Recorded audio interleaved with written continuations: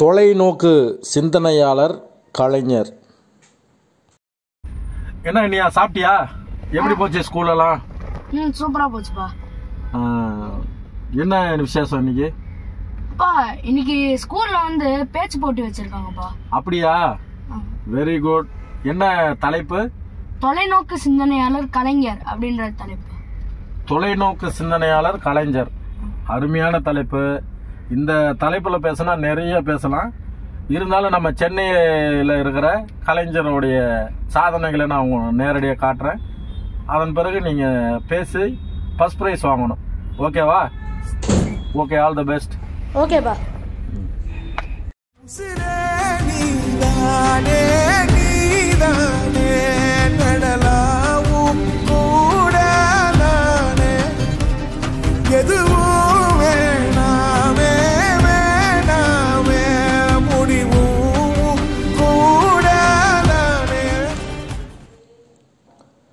தமிழ் வெல்லும் என்கின்ற வீர முழக்கத்தோடு தமிழ்நாட்டின் வளர்ச்சிக்காகவும் தமிழரின் முன்னேற்றத்திற்காகவும் 96 வயது வரை ஓடி ஓடி உழைத்த இளைஞர் டாக்டர் கலைஞர் ஐயா அவர்களின் நினைவிடமானது வங்கக் கடலோரம் எதையும் தாங்கும் இதயம் என்று கூறிய அறிஞர் அண்ணா அவர்களின் நினைவிடத்திற்கு அருகே அமைந்துள்ளது.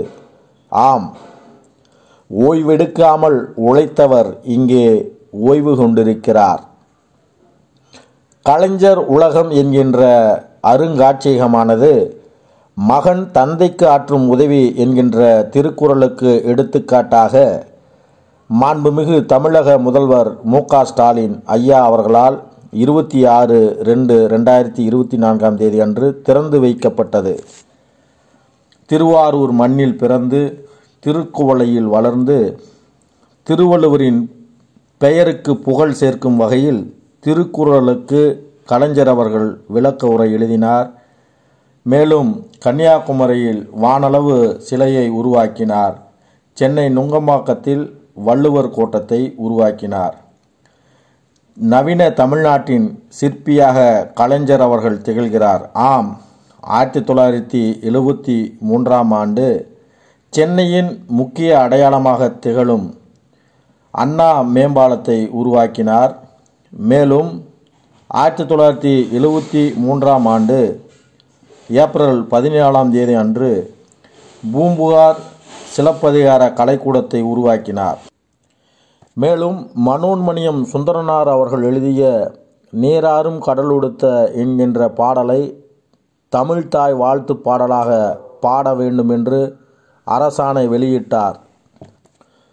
தந்தை பெரியார் வழியில் அண்ணா வழியில் சுயமரியாதை, சமத்துவம், சமூக நீதி நிலை பெறுவதற்கு சென்னையில் இயங்கிய கை ரிக்ஷாக்களை ஒழித்தார்.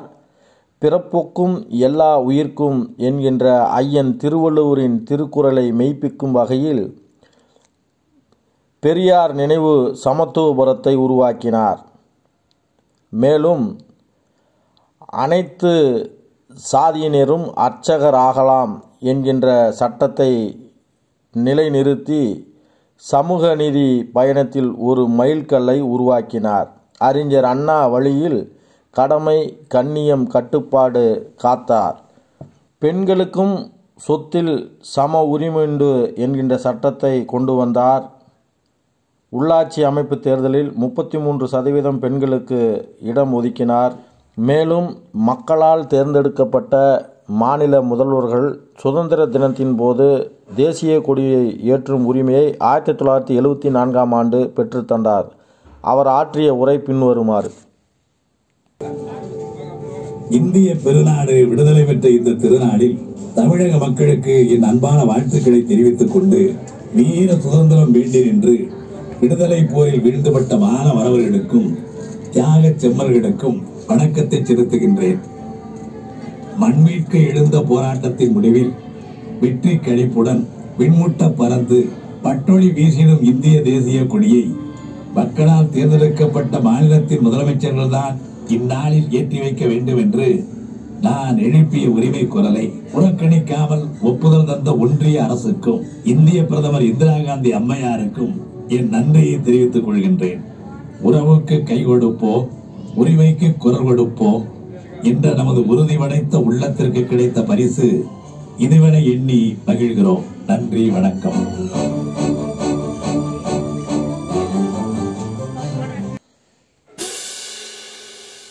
இந்தியாவின் டெட்ராய்ட் சென்னை என்று போற்றும் வகையில் சென்னைக்கு அருகே உள்ள ஒரக்கடத்தில் ஹூண்டாய் கார் தொழிற்சாலை, ரொனால்டு நிசான் கார் தொழிற்சாலை, BMW கார் தொழிற்சாலை போன்ற கார் தொழிற்சாலைகளை நிறுவி லட்சக்கணக்கான இளைஞர்களுக்கு வேலைவாய்ப்பை பெற்று தந்தார்.